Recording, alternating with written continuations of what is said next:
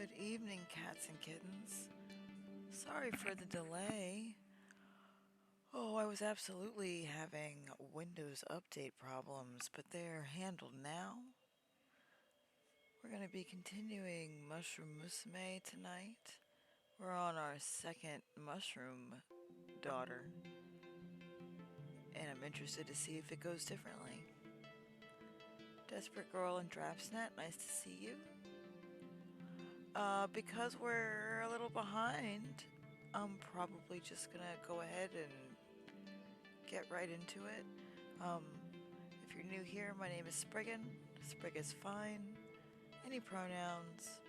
You can follow me here on Twitch or on Twitter or YouTube at CallMeSpriggan, or if you'd like to give me a tip, ko-fi.com/spriggan. That's everything. Let's play this friggin' game, man. It's such a good game. Let's make the little... Okay. Yeah, we're good. That looks fine.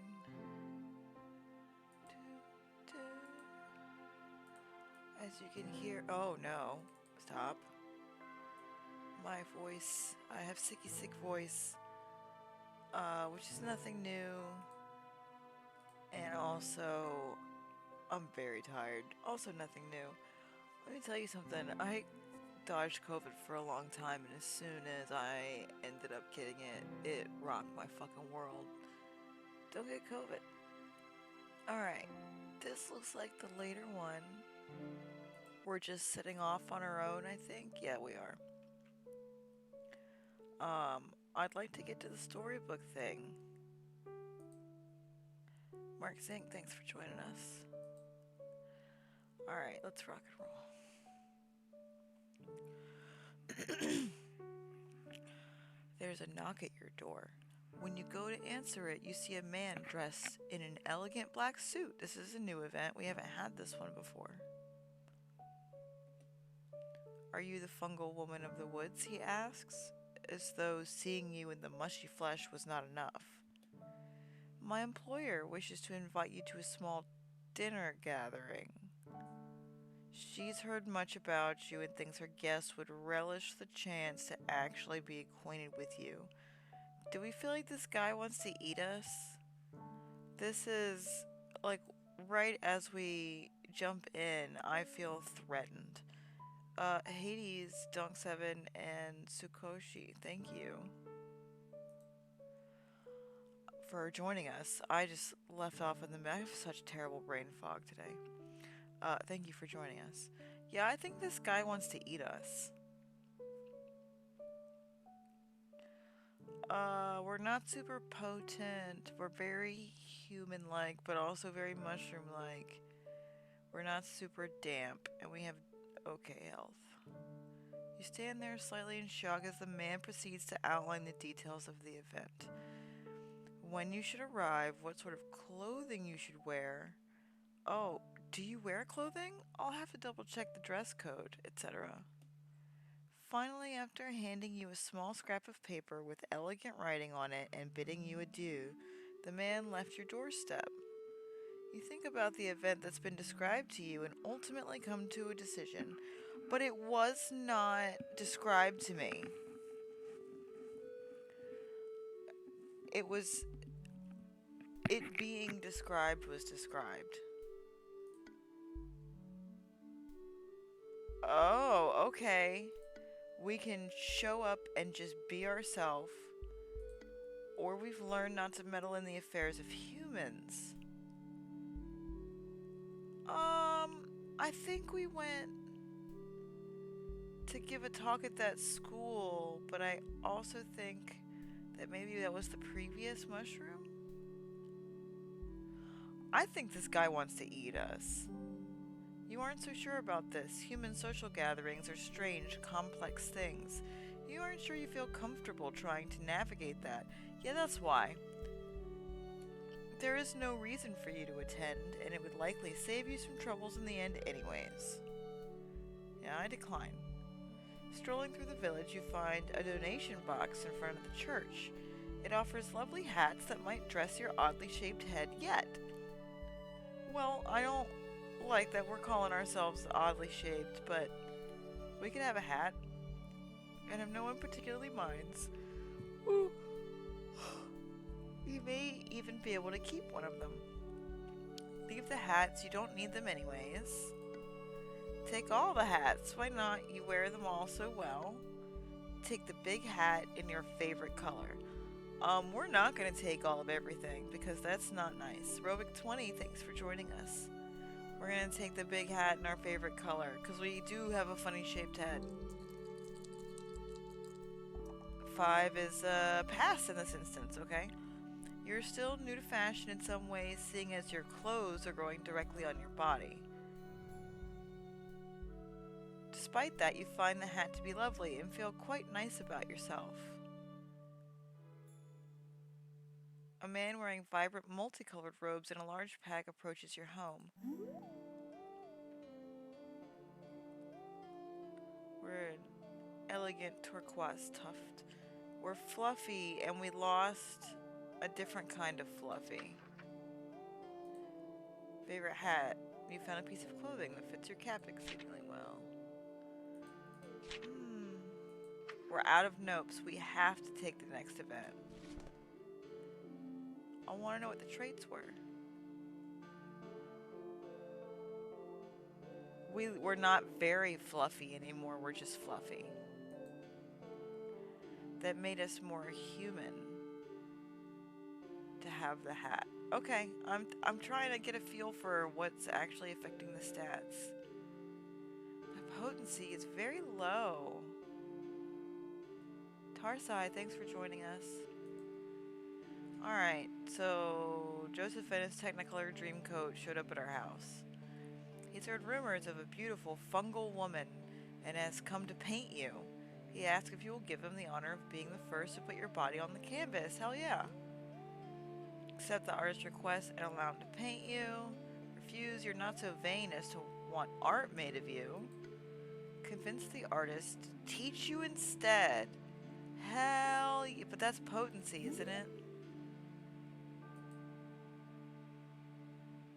My shroomy quality is that I'm spirally and the spiral is there.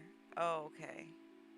It doesn't tell me what the spiral does.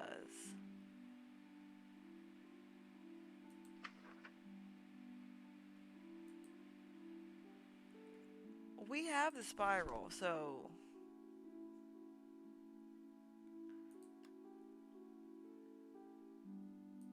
I think, right? This helps. Where's the purchase goods or otherwise improve your circumstances? Yeah. To bend the odds in my favor. Okay, I got this. I'm doing this right. I want to learn how to be a painter. He's caught off guard by your request, but happily agrees. Hell yes. We're going to become a mushroom painter. 2 of you sit together for most of the day while he teaches you a few things. After you've started to get a feel for it, the colorful artist packs up and heads out, gifting you with some paints, brushes, and small bits of parchment. We have more humanity. I think our mycelium went up. Because we convinced him of something, maybe?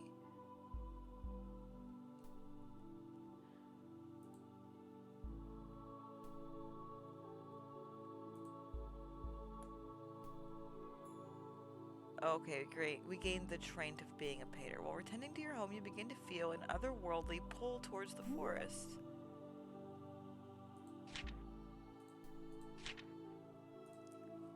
Oh, just that we've learned how to paint. I thought it was going to give me some kind of explanation about my soul or something as a mushroom.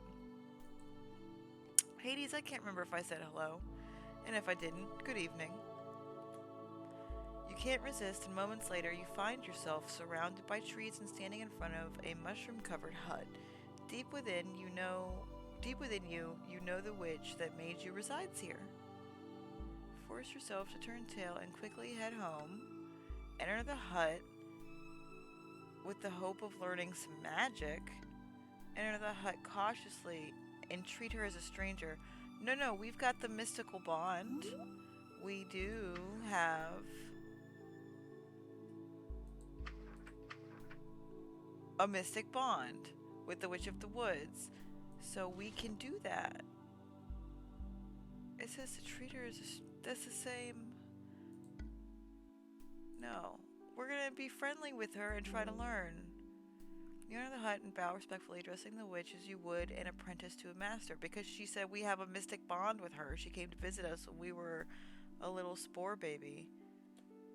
She accepts your want for knowledge and begins tutoring you. Time moves strangely in these woods, and you are unsure how long you read scrolls and practice channeling. By the time you leave, though, you find you've gained slight control over your magical potential. The humanity keeps going up. It's to 65 now.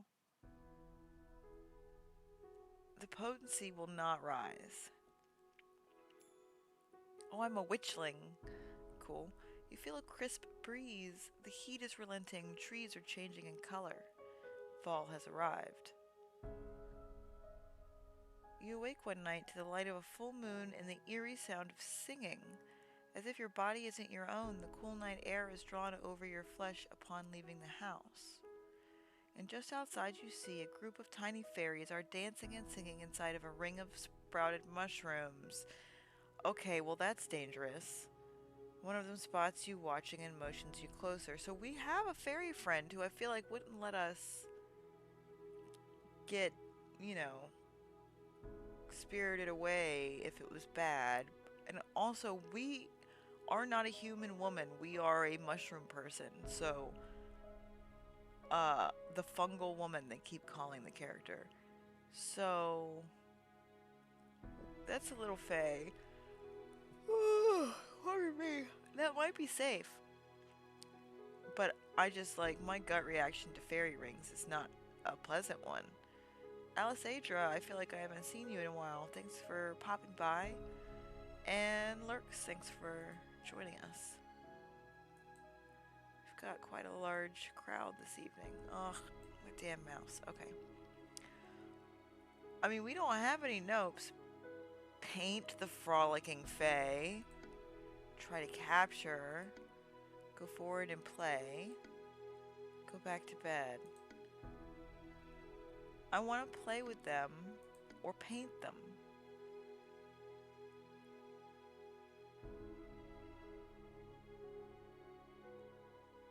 Paint them. Pass. Dope. You quickly rush inside and gather your supplies before heading back out to set up. As you start to paint, a couple of the little fae take notice of what you were doing and actively pose for you, while others continue their otherworldly dancing.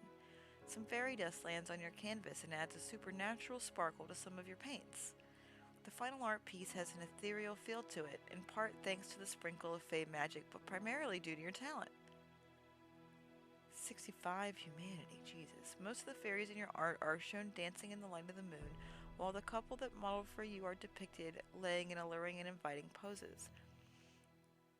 We're so human now, Jesus. As the fae leave, you gather your painting with plans to sell it later. Humans adore fae art, so you're sure it will go quickly. What? The sun is low in the sky, casting a beautiful warm tint across everything that you saw. It's lovely. Look at all that, like, crystals and things hanging from the trees. We have spells? You can feel the magic flowing through your body. Though it is powerful, it is not unlimited. Cards represent the choices you have to make in life. They can be able to use... Oh, okay, never mind. Power spells are poison with spores at the cost of your own potency. Potency is low. Okay. Sorta reputable is what? We've been a good person. Okay. I just wanted to know what the change was. Good for us. Man, when potency's low, we cannot use that poison unless we are in dire fucking straits. Okay. Today is Today it is a particularly beautiful sight, blossoming fruit trees and the wind blowing through grass. Your eyes feel heavy, and suddenly you find yourself falling into a deep sleep. In your dreams, you're sitting on a tree branch. There's a flute playing somewhere. Then suddenly, the flute is next to you. Attached to it is the vague shape of a woman. I haven't seen you around here before. Welcome. Whenever you go to look at her, it feels like she shifts. You can't quite describe her. You probably won't remember me when you wake up, but it's nice to meet you. After sitting in silence for a second, she starts playing again. We can sing along, try to memorize the place. Where do you go when I'm awake, or fly? So we've been here before, and I think we just flew. Let's ask her a specific question. Oh, here and there, really. There's usually someone asleep somewhere, so I have no shortage of options. I must admit I've not met many people like you. Perhaps I'll return someday if you'll have me. Before you have a chance to reply, your eyes are opening. It's dark out. You should be getting home. Dampness. We got damper from we had a wet dream. That was a wet dream. Okay, got it. We're horny for the invisible dream lady, and we got damp for her. While out for a walk around the outskirts of the village, you stumble upon a small lake that you know the villagers frequent as a place to relax. You notice a group of young villagers swimming not far from the shore while a woman fishes from a small dock a ways away. How should you spend your time here? We could just go home, join the young villagers for a swim, take a swim, sit and soak your feet in the water. Sit at the dock. You're more curious how fishing works. Let's continue to learn skills. Can we rock?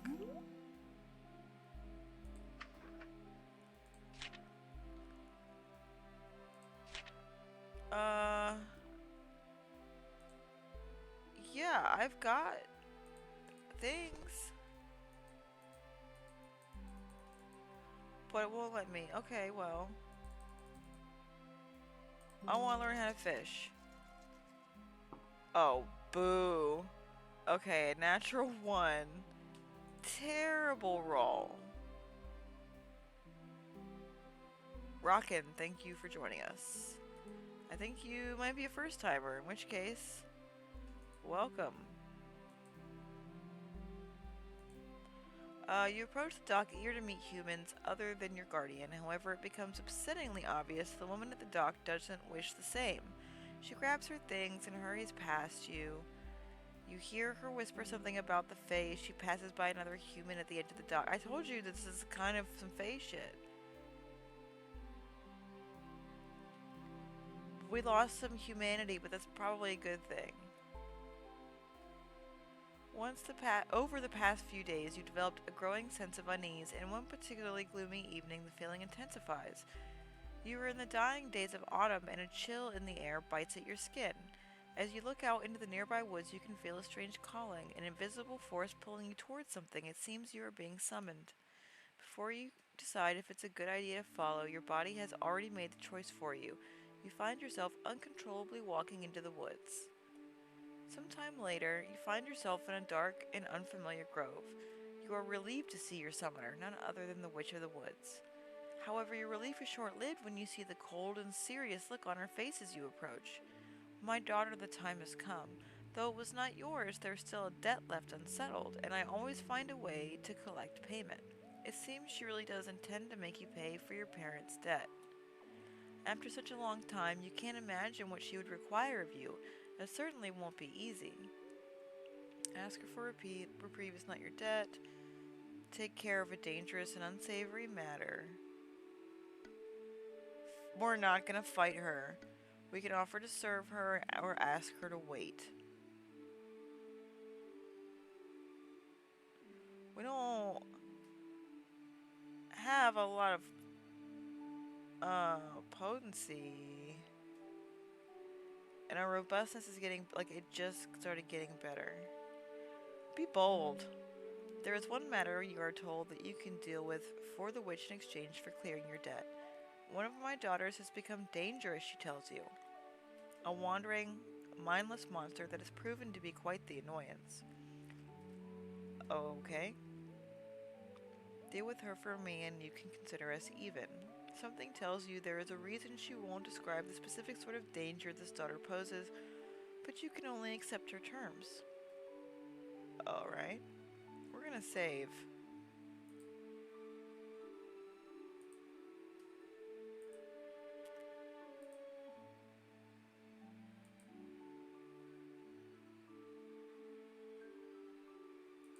Checking on y'all in chat. Y'all look fine. While wandering the woods, you always do your best to remain vigilant to possible outside entities that you could run into. Certain animals are keen to cause problems for you, and that's not even to mention the humans. It's with this awareness that you detect a nearby being. You pause, listening to the soft sounds of footsteps. Human footsteps, you suspect, or at least something vaguely human in shape. Finally, you spot the intruder. A realization floods over you. The recluse. Rush over to greet them. Silently, we're gonna go say hi to our other parent. You've not been by to visit them recently, so you consider this something of a fortunate encounter. Chores and your parent, all in one outing. Without any further hesitation, you rush over and wrap your arms around them in a greeting. Thankfully, they had time to see you coming. Leale, they exclaim, returning the hug. What a coincidence seeing you here.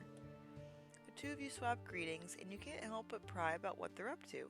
Growing up, you've always felt like they were doing something interesting, so why not now? Your theory is proven correct. The recluse goes on to explain. As you discover, they have a bit of a deal with the leader of the nearby village.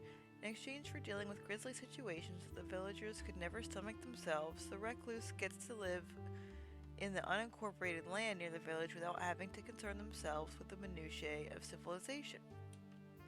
No surveys, no taxes, just what exactly is the favor they're doing again? There have been some concerns amongst local parents, they explain. Some hooligans have been trying to kidnap children recently. It's a big problem. Hooligans? Shouldn't the local guardians be dealing with such things and not the recluse?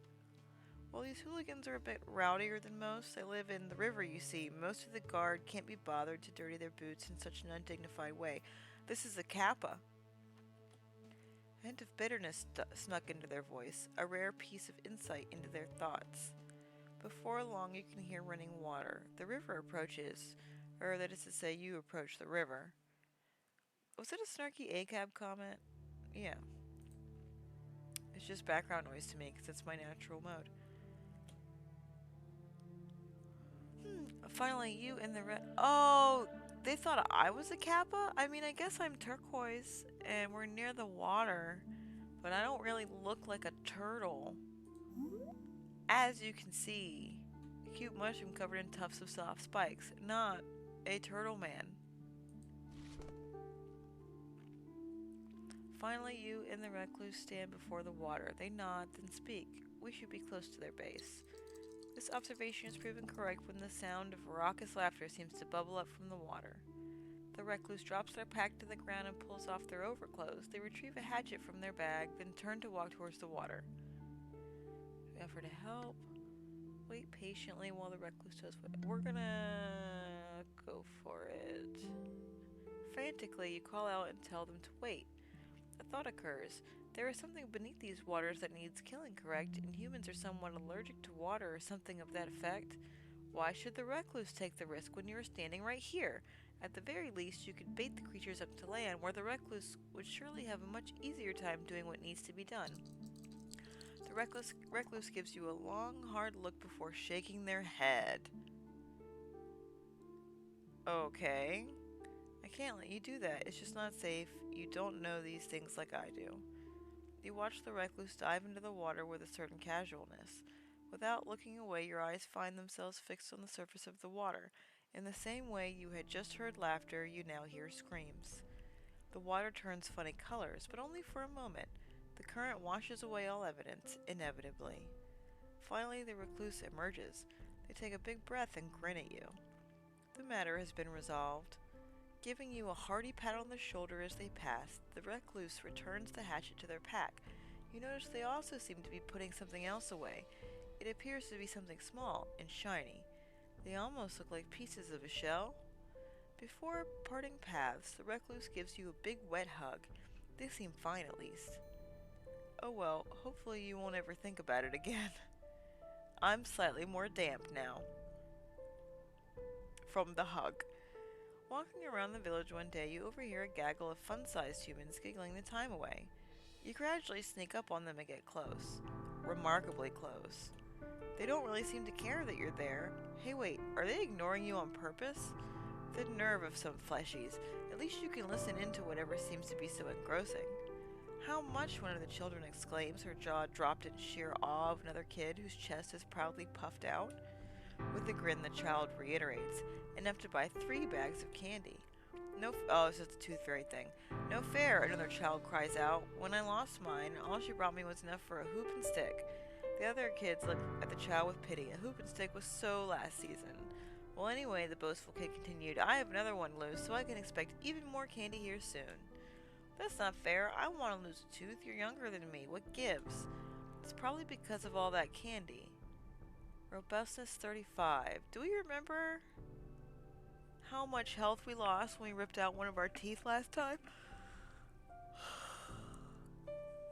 The tooth fairies were certainly interested in it, but I don't feel like we were able to ask them for anything. Alright, so we have to decide whether we're going to yank one of our teeth.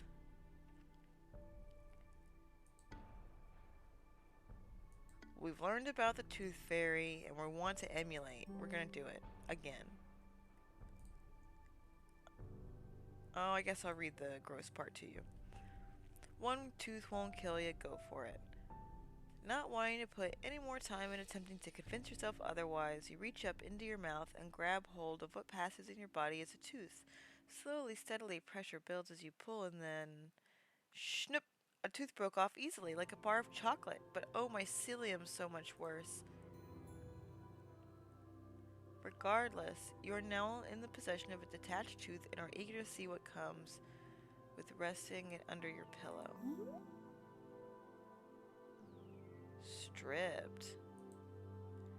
You were once covered in soft tufts, but life is occasionally rough. Okay, we're toughening up a little bit. Our potency has gone to 25. Oh. This is new. That for the witch you've offered to kill one of your sisters to clear your debt. But we don't know which one.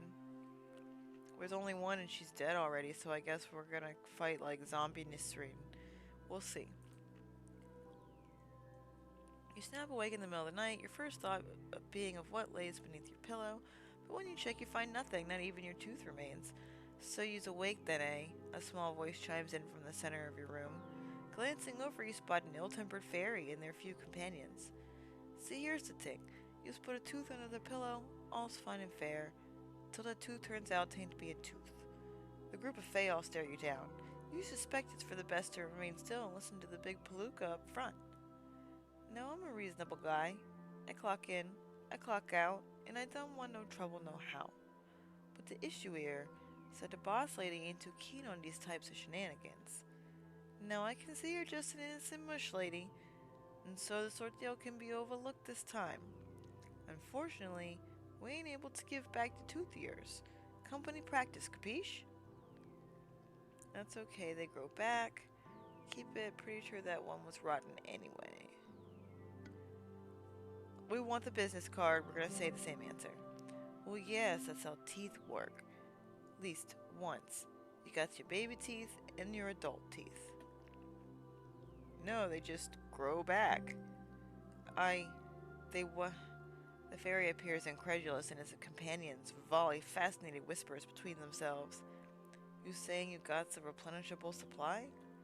You shrug. Essentially you do. It's not particularly pleasant to lose teeth, but it is technically doable. The fairies all pause for a moment, the gears noticeably turning in their minds. Hey, so, sorry for any unpleasantries earlier. Boss lady just really wanted the message clear, you know. But she did also have the fairy glanced at his companions, with each in turn offering blank stares. Right, she's got a particular taste, it would seem. What did he just say? You know, shaved over some food. It's like nice mushroom powder. And you know, if you've got a seemingly infinite supply, the fairy begins fidgeting on his person, and his companions all seem suddenly much more intrigued by your abilities. Here, take this. The fairy pulls an adorably small business card from his pocket, handing it over. In small text, it reads, Tooth Fairy's Pearly Gates, where smiles are always in style. On the back, there's another small line of text. Give us a ring, 1-800-531-8008. I wonder if that's a real phone number.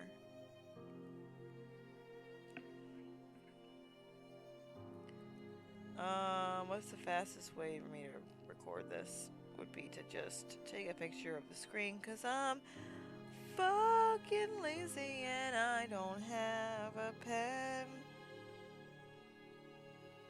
Got it. I'll try to check that before the next stream and we'll see what the hell that is. What is that even supposed to mean? But upon looking back up, excuse me, I'm sorry. We've only been going half an hour. I hope it's not a short night. I got this. I can be awake. Smack, smack. Wakey, wakey.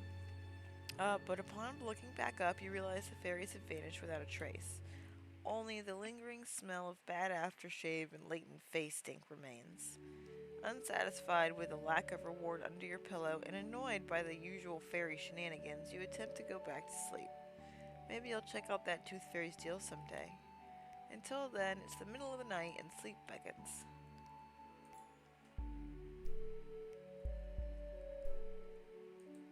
Chat looks fine. While taking out, what does it say? We got the Fey business card. While taking a stroll down the center of town, you catch the eye of a curious group of children. One of them lifts a finger to point at you and shouts, "Look, a big mushy." That's pretty rude by all means. What do you want to do about this? Ask a nearby adult if you can paint the children playing. That might creep them out. Ignore the children. How rude, point and shout. Go over and see if they would like to play.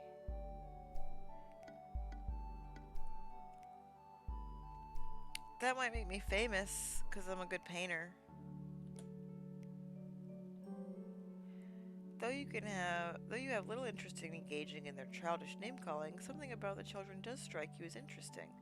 You approach an older man who seems to be keeping watch on the children and ask for permission to sit and paint them. He silently nods, and you quickly set up your supplies. Occasionally one of the kids will walk up to you, asking random questions. You do your best to indulge their curiosity, but stay focused on your work.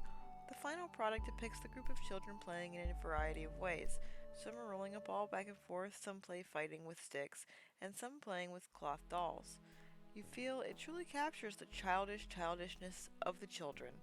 Well, thankfully a painting's worth 1,000 words. The man you spoke to offers you some coin for the painting, saying he wishes to take it to the schoolhouse. You walk away proud of yourself, happy to have made something that others will enjoy the beauty of. Our humanity is up. Our Marcilium is up as well. Snow begins to fall as you make your way down an unfamiliar road. The day has finally come for you to settle the matter you agreed to with the witch.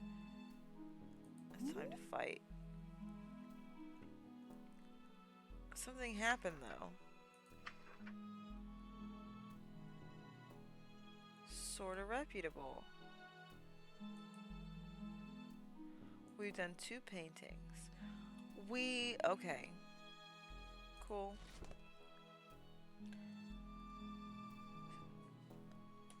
Over the past few days, you've heard a rumor that a wandering mushroom creature has been spotted lurking around nearby villages.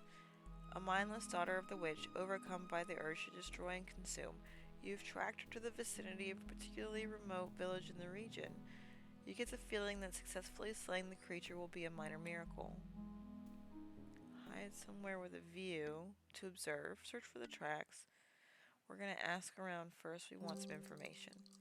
You take a detour. That's a pass, great. You take a detour through the nearby village to consult some locals on the matter. They are understandably quite reluctant to trust you, but after some light conversation, you manage to get a few bits of useful information. In particular, a local woodsman mentions seeing her rest and points you in the direction of her lair. The information turns out to be handy as you find the miserable creature right where you expected.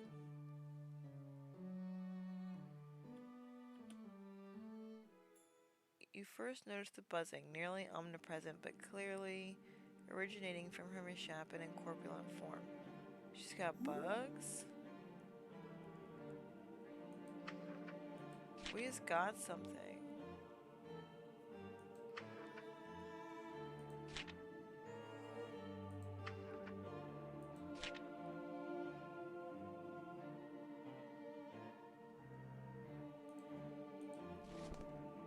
Okay, we're gonna save.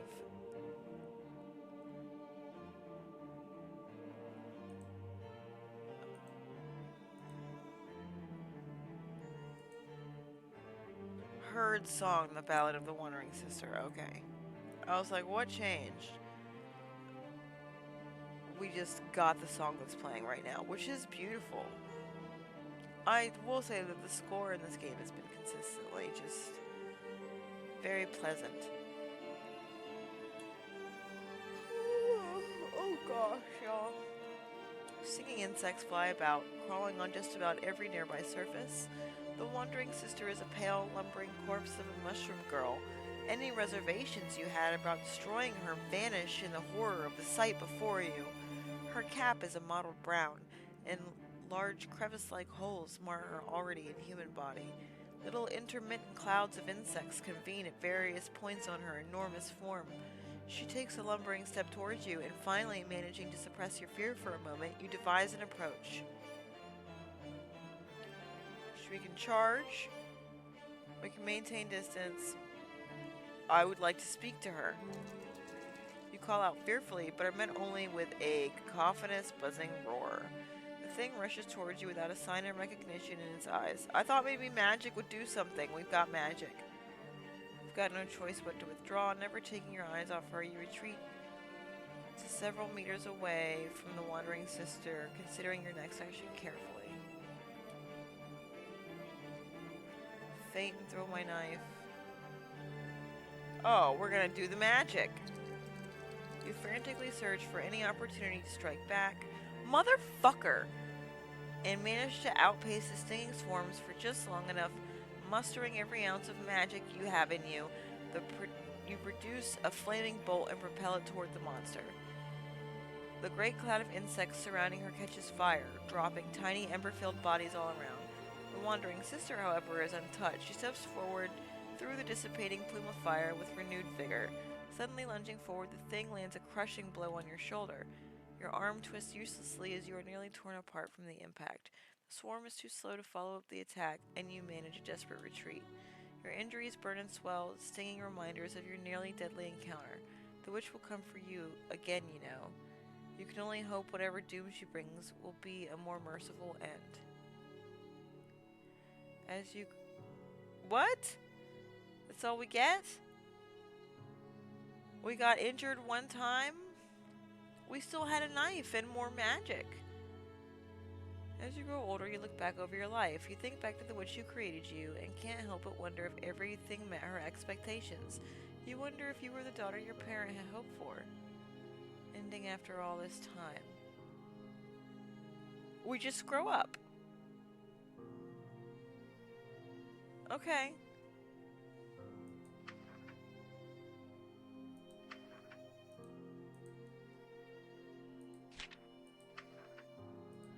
Never learned any more magic. We got hurt one time. But we didn't die.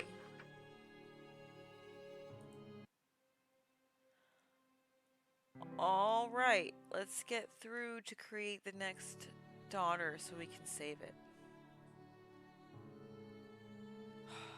Here we go.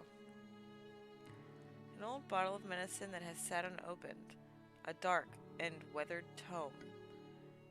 A hair bow from your previous daughter, blackened with age. It's an interesting outline. Let's make a doctor this time. To be honest, the recluse didn't even really know what the medicine had been designed for initially, but it contained things with strange names and held within it so much potential. Perhaps it could cure something that ails her someday, something immaterial and hard to name. Bringing their prize back to the witch, she simply gave a smile. How perfect. After their brief detour, we're gonna go to the next thing. Test a selection of elixirs for quality. Restock unsettling. We're gonna make her dinner. Cooking was a simple affair, much kinder seeming than the rest. It was an easy decision for the recluse. What do witches like to eat? The recluse pondered this question, figuring that one could not go wrong with a simple meal of eggs and bacon. I don't know if that's right. She could be vegetarian. You'll know. Arriving back to their meeting point, the recluse was excited to report their progress to the witch. Ah, very good. How kind of you. After quickly wiping themselves down, the recluse returned to their hut. Next selection, field of flowers, a stony river. Let's go back to the flowers. If someone wanted color, where else was there to even consider? The recluse decided to make their way to a particularly idyllic field of flowers. The field was filled with an overwhelming amount of choice. Before long, the recluse narrowed the options down to a few. Forget-me-nots, light-hearted blue flowerets. We already did purple. A pumpkin. Milkweed, the bright orange herald of the butterflies. Bleeding hearts, sanguine, and symbolic drops. Milkweed. I want the pumpkin. It's not a flower, the recluse figured, but perhaps that's okay. Their daughter would be unique, like a single gourd sitting proudly in a field of daisies, just like the pumpkin in their hands was before they took it. The recluse returned to the witch's hut, colored item in hand.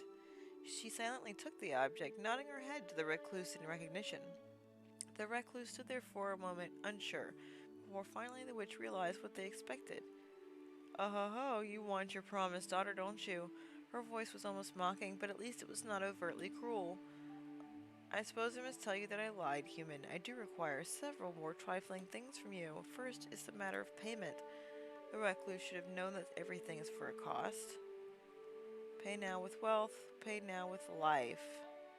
We've never chosen this. Let's put it all on the line for Pumpkin. They told the witch they would offer life as payment. Certainly, stepping forward, she took them in a cold yet not unkind embrace. They awoke hours later with an uneasy feeling that something was missing. The witch was still there, waiting for the recluse. With the payment settled, the witch simply smiled and handed the recluse a small pot. Humans are tricky, but mushrooms are much more resilient. Consider this an upgrade. Don't worry, eventually she will develop a mind. Simply give her time, as much as she needs. Soon your wish will be in full bloom. I suppose with all that settled, though, there is one last thing for you to consider. A young girl needs a proper name. The recluse thought on the witch's demand before offering the final thing they had to give. A new name for our new daughter.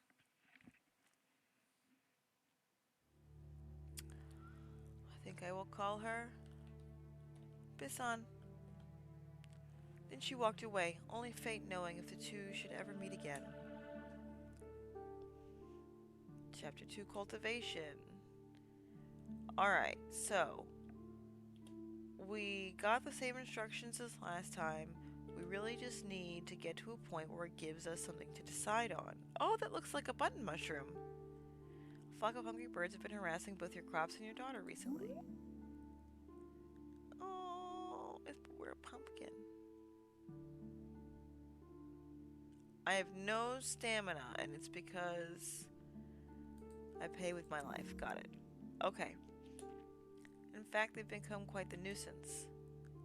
Fetch your bow and hunt the birds. Ignore the birds.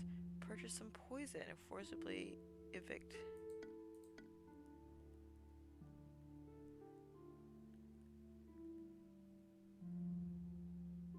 This will give us food. You retrieve your bow and are lucky to leave with not one, but two birds from the flock. They shouldn't show up again for a while. You and your daughter may rest. But now my stamina is a question mark. Nothing more could be done to the birds. The matter was laid to rest. You haven't been taking very good care of yourself, and you find yourself so worn out that even leaving the house is a challenge. If you continue on without regard for your own stamina, you might very well die. Stay in bed today. You need the rest. Sleep when you're dead, which may be very soon. Our baby's a baby. She's still in the pot, so we'll sleep a day. You'll be no use to your daughter in the state, so you decide to spend the day resting. Sitting in bed, you think about your daughter and all the tasks you'll get done tomorrow. The decision being made, life continued. Huh? Something's happening. Your daughter has changed in the night already?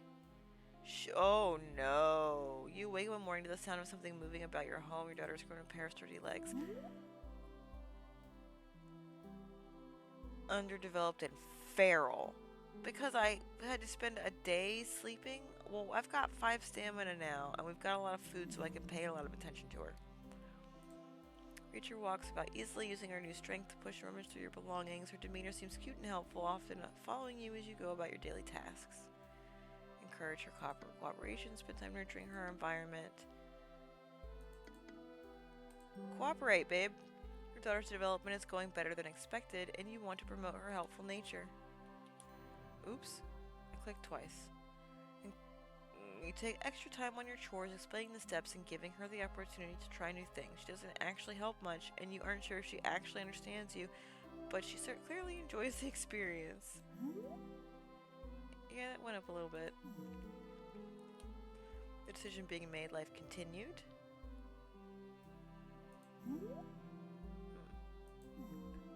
One evening you hear a light knocking at your door, quite a rare occurrence. Peeking through the window, you witness none other than the Witch of the Woods. Introduce her. We're gonna continue doing that, because I'm not sure if it's paid off yet. I guess she taught our last daughter something. Alright. We've got the Mystic Bond, I think. I didn't see the little pop-up. Okay, we've got it. It's right there.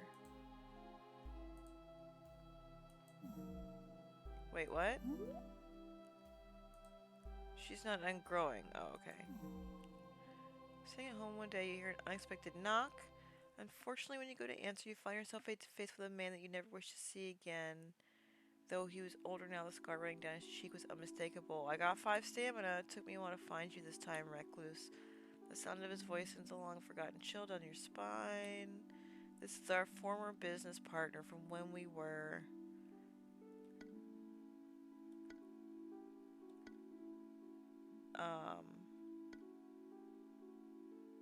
a criminal. We're gonna kill him. We killed him last time. Some things will never be over until they're over. Oh, we're poisoning him? Oh no, we're slitting his throat. That's right. And their daughter saw it. She doesn't react strongly, but this may leave an impression on her. Something's happening. Your daughter has changed in the night. This is growing way faster. This one's gonna be... One morning you notice that your daughter is nowhere to be seen. After some searching, find a massive clump of mushrooms resembling your daughter's protruding in a small clearing, brushing away some freshly turned soil.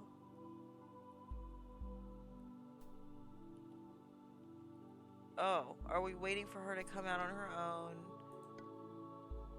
Well, we're gonna buy her the gift because they want her to feel loved.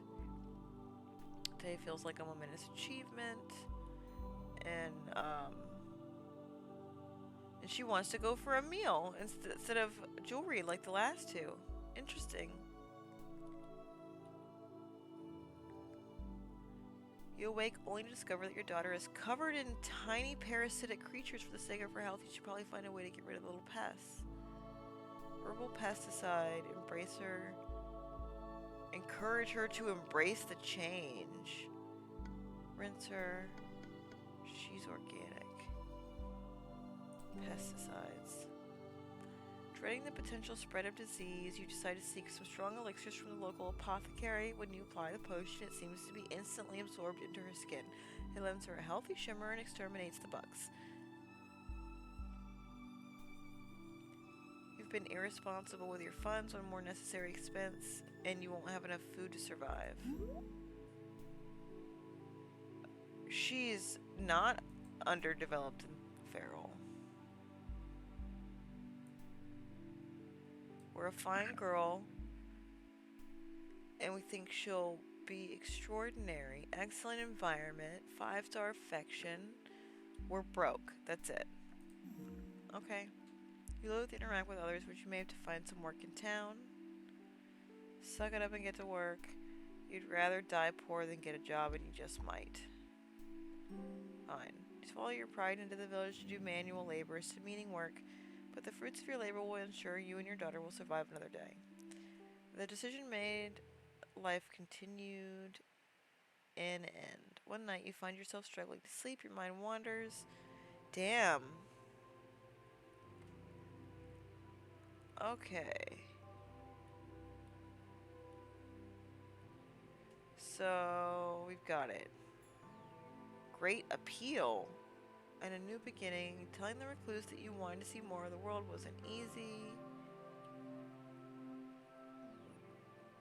Our parent builds us our house. A girl on her own. So there's Bisan. Oh, she got like a tutu and a headdress. An edible mushroom that is both plentiful and well liked. I'm a common pumpkin chanterelle. I have great appeal. You're naturally charming and people seem to love you. Not very mycelious or potent. Or not really anything but robust. We've got a couple of Soma cards. We should not be encouraging people to eat us. We're a young adult. We don't have the mystic bond. And loving parent wasn't up there. Mountains bordering the northern reaches of the forest call to you. You see them every day on your adventures, and there is an overwhelming desire to climb them that simply can't be ignored. This is a role that we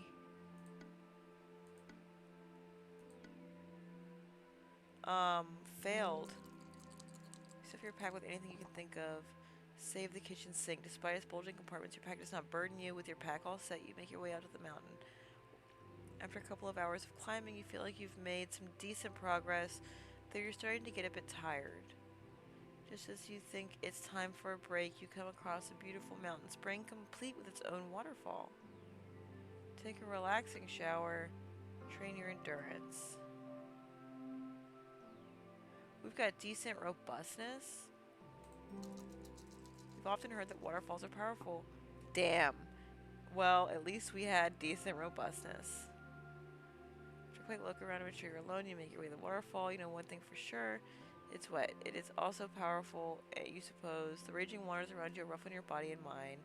You go to grab your pack and realize that your arms feel like wet noodles. You're forced to drag yourself home. Mountains are overrated anyway. We lost mycelium. We gained robustness.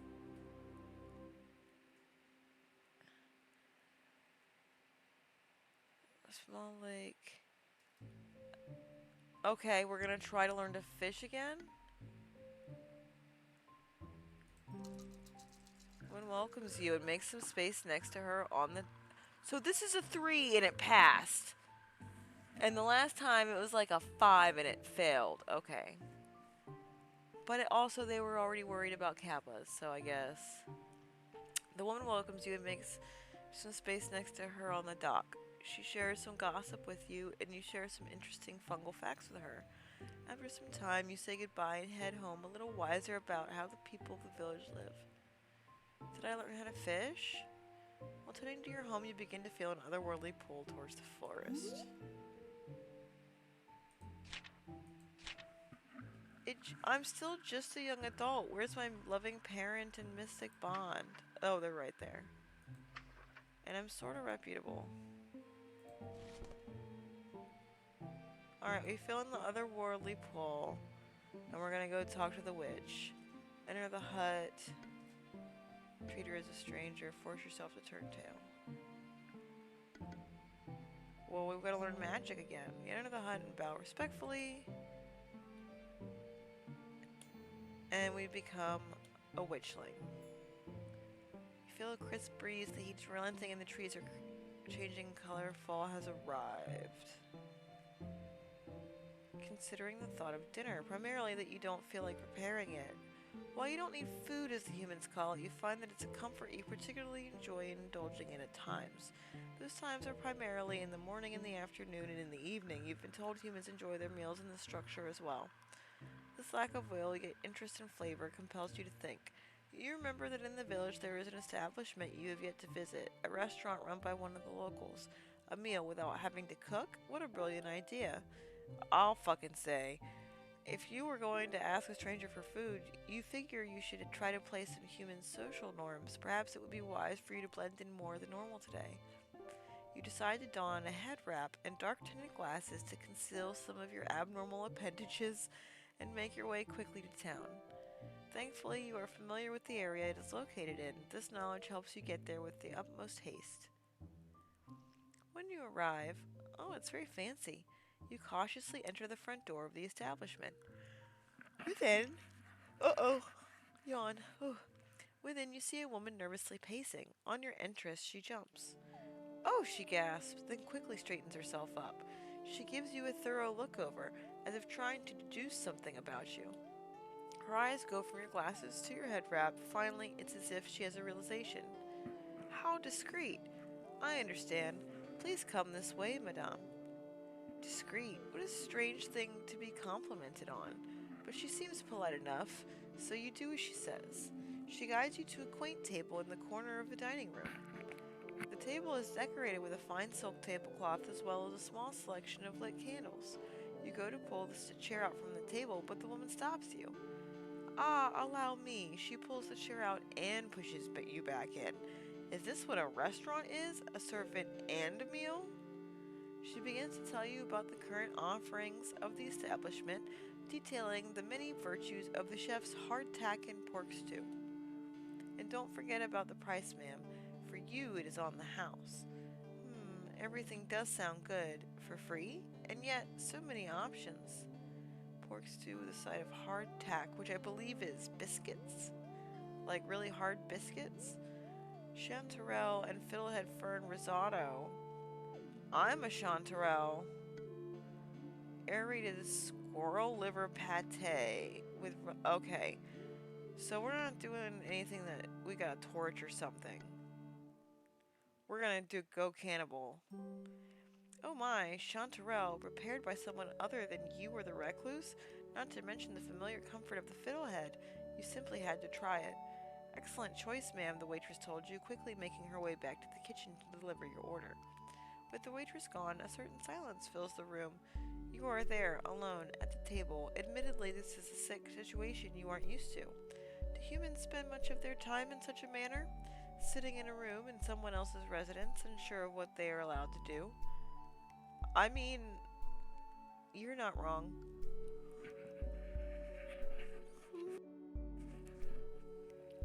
In any case, the time somehow passes quickly. You can just barely make out the faint sound of cookery in the background, pots clanging and wet squelches.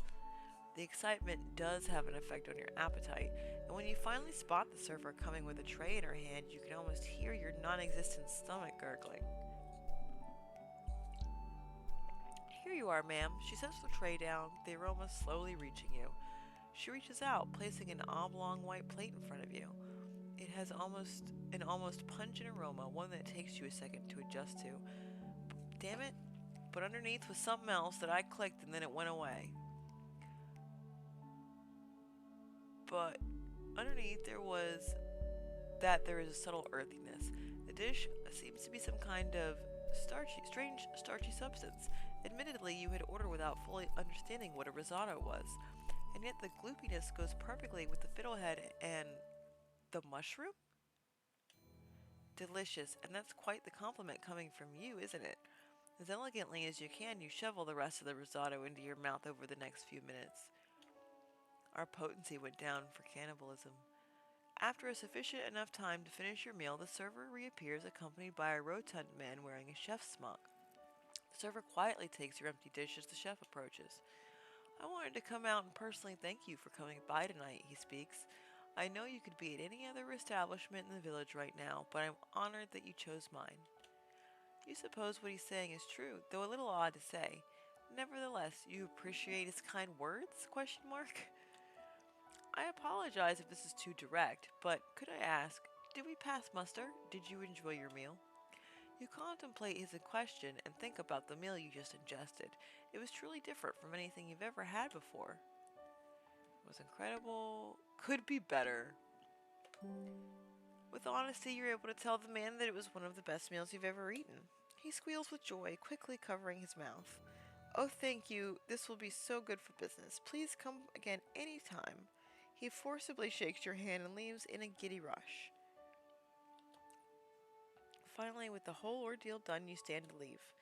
You are told the meal was free and everyone seems to be gone, so you suppose that's your cue. As you walk out the entryway, your shoulder accidentally collides with something.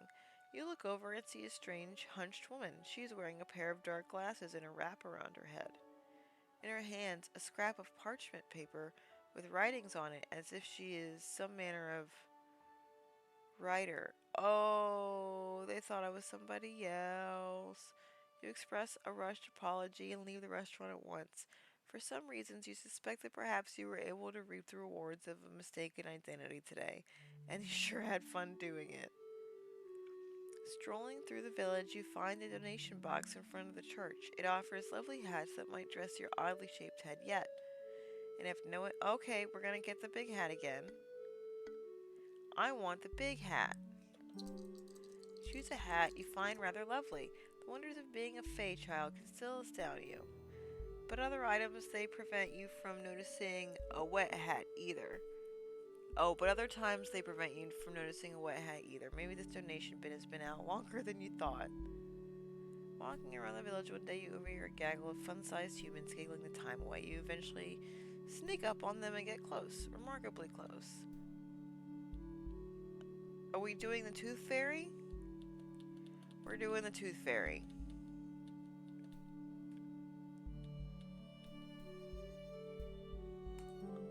We don't know if we're gonna need to know the Tooth Fairies. If there's gonna come a time where we need these tiny, weird tooth guys. Okay. I just see something that says artwork.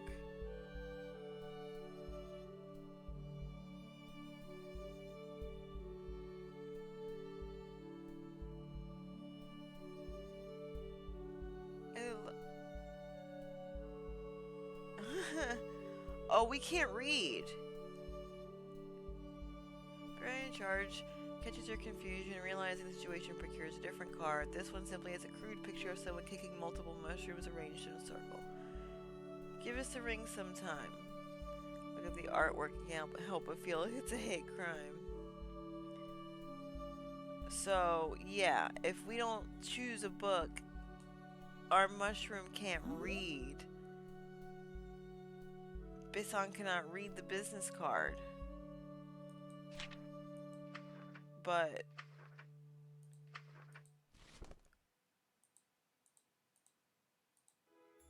now we have it. There it is. Okay.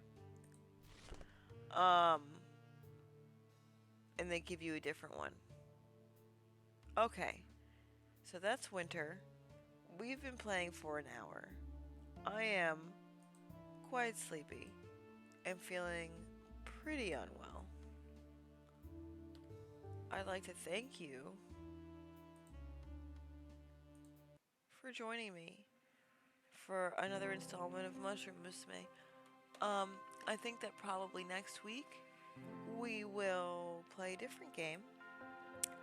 I'm not sure what that game is as of yet, but I'm sure I'll figure it out. I always find something a little odd to bring to your attention. We will continue playing Mushroom Musume. I just want to change things up. So we'll just be taking a week off. So I'll probably just find a one shot. And then moving forward, I will probably have Mushroom Musume be a monthly thing. It just looks like there's so much replay value. So I'm not trying to burn through it all at once or ignore all the other things on my to be played list. I'm sorry that I have not been feeling super well this evening. Um, but we finished Layale's life and we've birthed Besan, and we're gonna continue with her in 2 weeks. And next Wednesday we'll play something different. Um, I'm so tired. I can't remember how to do this. Twitter, here on Twitch, and on YouTube at Commiespriggan if you would like to tip me to help me survive the horrors of capitalism. That's ko-fi.com/SPRIGGAN. Just Spriggan, no commie. Yeah, that's what I have for you this evening. Oh my goodness. I'm so sorry. I know I didn't check in with you earlier, but obviously right now the fox is here with me, and I hope that whatever stuff you selected is cuddling you adequately. I feel like that's all I got. I'm losing it.